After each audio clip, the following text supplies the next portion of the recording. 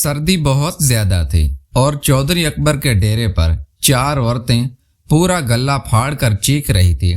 वजह ही ऐसी थी, उन 4 औरतों के ऊपर बहुत जुल्म हो रहा था। देखने वालों को भी अब तो तरस आ रहा था, मगर चौधरी बड़ा फरौन बना बैठा था। फिर एक औरत उठी और चौधरी के सामने हाथ जोड़कर बोली कि कुछ तो रहम कर। चौधरी बोला कि एक शर्त पे।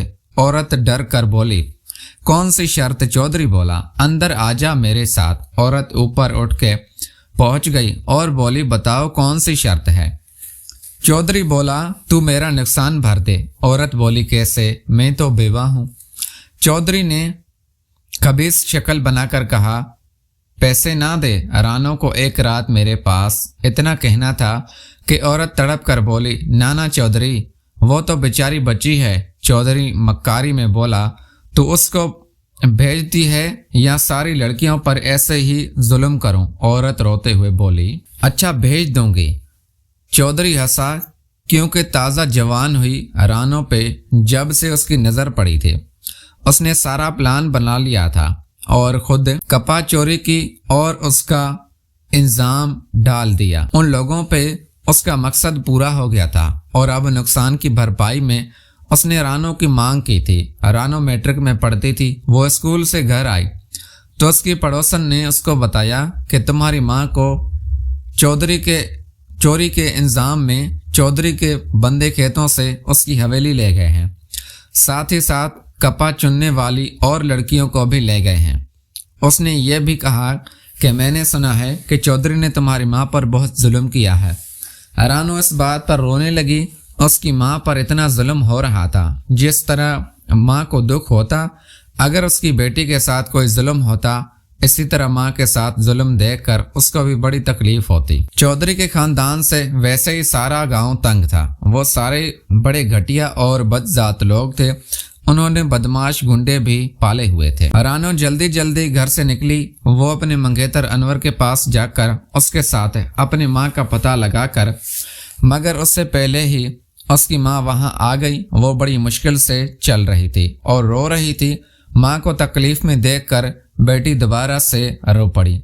मासी रजिया यानी रानो की माँ बेचारी से बैठा भी नहीं जा रहा था। चौधरी के डेरे पर मर्दों के सामने उसके ऊपर बहुत जुल्म किया हुआ था, जिसकी वजह से वो और भी ज्यादा रो रही थी।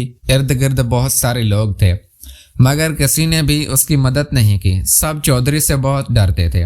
रानो माँ से बोली, अम्मा चल हम थाने जाकर चौधरी के खिलाफ पर्चा दर्ज कराते हैं। मासी रजिया बोली, पुत्र वो अभी चौधरी के बंदे मौजूद हैं, कोई फायदा नहीं है।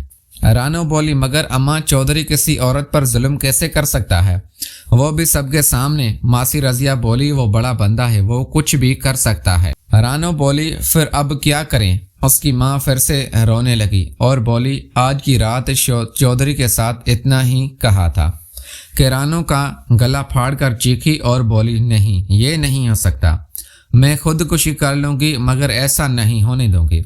उसकी माँ रोते हुए बोली, अगर तूने खुदकुशी कर ली तो कल वो सारी लड़कियों पर फिर से जुल्म करेगा।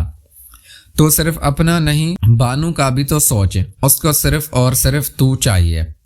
अपनी माँ की बेबसी और मजबूरी पर रानो रोने लगी, मगर उसके पास कोई भी चारा नहीं था। अचानक उसको ख्याल आया, इस वजह से उसने अपने मंगेतर से बात करनी चाहिए। अनवर उसका मंगेतर था। दोनों बचपन के साथी भी थे और दोनों में प्यार भी था। एक दिन वो किसी शादी पर गए हुए थे तो वापसी में अंधेरा हो गया और वो अपनी बहन के साथ घर पर वापस आ रही थी तो अनवर बोला, मैं तुम दोनों को छोड़ देता हूँ। दोनों के साथ साथ चलने लगे तो कई बार रानो को महसूस हुआ कि अनवर का हाथ उसके हाथ को टच हो रहा था। फिर उसको लगा कि वैसे ही टच हो रहा है, मगर जब एक बार अनवर ने बाकायदा उसके हाथ को अपने हाथ में पकड़ लिया तो उसका शक यकीन में बदल गया कि अनवर ने जानबूझ के उसका हाथ पकड़ा है।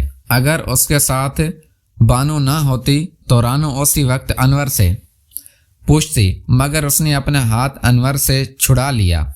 अनवर को भी पता लग गया कि रानो समझ गई है। 2-4 दिन बाद जब उसको अनवर मिला तो उसने अनवर से पूछा, अच्छा तुमने तो उस दिन मेरा हाथ क्यों पकड़ा था? वो बोला, मुझसे गलती हो गई थी। रानो ने कहा, तुम मुझे बेवकूफ़ बना रहे हो। अनवर हंसने लगा, तुम मेरी होने वाली बीवी हो, मैं तुम्हारा जब भी हाथ पकड़ लूं तुम्हारा इनकार नहीं होना चाहिए। ये कहते ही अनवर ने फिर से उसका हाथ पकड़ लिया तो वो रोने लगी। अनवर डर गया और उसने हाथ छोड़ दिया। रानो रोने लगी। अनवर बोला, जिंदगी मौत का कुछ नहीं पता हो, नसीब का भी कुछ भी पता नहीं होता। अब्बा जी ने मरने से पहले कहा था कि मेरा बेटा मेरा ब्याह तेरे से होगा। सारी बात ज़बानी कलामी है, जब हो जाएगा तो फिर जो मर्जी करना। अनवर परेशान हो गया और बोला, तो मेरी नीयत पर शक ना कर। सब लड़के लड़कियां जिनका आपस में ज़बानी तय हो जाता है वो फिर ये काम करते हैं। मेरे सारे कज़न अपनी अपनी मंगेतर के हाथ पकड़ते हैं। वो बोली, मुझे पता है मगर मेरे से नहीं होगा। अनवर बोला, अच्छा चल इतना कह दे कि तू मुझसे प्यार करती। पहले तो उसने सोचा कि मना कर दे, फिर उसने सोचा कि कहीं शादी के बाद ये मुझे इस बात का ताना ना दे। उसने अनवर को कहा, अच्छा ठीक है, मैं तुमसे प्यार करती हूँ। अब जब चौधरी ने शर्त रखी थी और रानो के पास कोई रास्ता नहीं तो उसको ख्याल आया कि क्यों न अनवर से इस बारे में बात करनी चाहिए। ये सोचकर वो मासी रजिया से बोली, अम्मा मैं जाती हूँ, थोड़ी देर बाद आऊँगी। मासी रजिया बोली, नहीं तू कहीं मत जाना, अगर तू वापस ना आई तो चौधरी हमें कत्ल कर देगा। रानो बोली, कसम खाती हूँ वापस आ जाऊंगी, अभी जाने दे। रानो अनवर से मिलने के लिए गई मगर उसको पता चला कि वो तो शहर किसी काम से गया है। क्या अजीब सी बात थी, पहले वो रानो के पीछे पड़ा रहता था, अब जबकि रानो उससे खुद मिलना चाहती थी तो वो शहर गया हुआ था। वो बड़ी देर इंतज़ार करती रही मगर वो न आया। शाम होने वाली थी। वो वापस आ गई। उसकी माँ मासी रजिया बिस्तर पे लेटी हुई थी और मोहल्ले की एक औरत उसके साथ बैठी हुई थी। मासी रजिया अच्छी औरत थी और मोहल्ले की औरतें उसका बेवा होने के बाद खूब ख्याल रखती थी। सवाब का सोचकर और सलूक की वजह से भी बानो भी पास बैठकर रो रही थी और वो लड़कियां भी थी जो मासी रजिया के साथ चुनाई करती थी, वो भी तकलीफ में थी। मासी रजिया बोली, तू आ गई? बोली, जी मैं आ गई। मासी बोली, बस तू सब भूल जाना और बानो को लेकर अपने कमरे में जा। रात को जब सब औरतें चली गईं तो मासी रजिया कमरे में आकर बोली, बहुत बुरी बात है मगर रानो तुझे ये दुख सहना होगा वरना बानो और बाकी लड़कियों की जान का मामला है। रानो रोकर बोली, मेरा क्या कसूर? मासी दुख से बोली, तुम यतीम हो और यही कसूर है तेरा। रानो उठी और कपड़े बदलने लगी। जब फुल अंधेरा हो गया तो चौधरी का गुंडा करीमा आ गया और रानो का हाथ पकड़कर उसको चादर ओढ़कर हवेली के डेरे में ले गया। उस वक्त चौधरी अकबर आया। रानो बैठी हुई थी।